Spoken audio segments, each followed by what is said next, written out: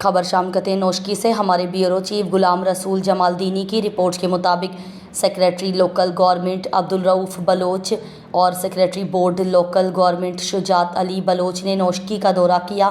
اس موقع پر deputy commissioner Amjad Hussain Soomro, district chairman Mir Muhammad Ali Khan Mengal, M C chairman Mir Yasir Hayat Jamaldini سے ان کے دفاتر میں ملاقات کیے۔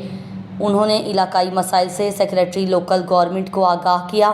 نوشکی کے مختلف یونین کونسلز کے چیئرمین میر عبدالرحمان لانگو، میر عزیز مینگل، حاجی محمد انور مینگل، میر حیات خان جمالدینی اور حاجی گل رودینی نے سیکریٹری لوکل گورنمنٹ کو نوشکی کے 8 یونین کونسلز کو فنڈز کی عدم فراہمی، دفاتر اور دیگر سہولیات کی کمی کے حوالے سے آگاہ کیا۔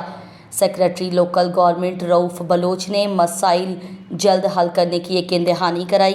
سیکریٹری لوکل گورنمنٹ نے نوشکی میں زیر تعمیر A D local government office Noshki, public park, annexe, circuit house اور میونسپل کمیٹی کے مشینریز کا معائنہ کیا۔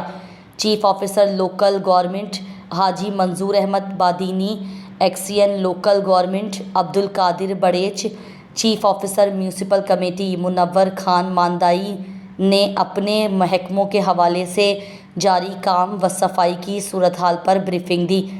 سیکریٹری لوکل گورنمنٹ نے ہدایت کی کہ نوشکی پبلک پارک کو 1 ماہ کے اندر فنکشنل کر کے عوام کی سیر و تفریح کے لیے کھول دی جائے تاکہ نوشکی کے لوگ اس سے مستفید ہو سکیں۔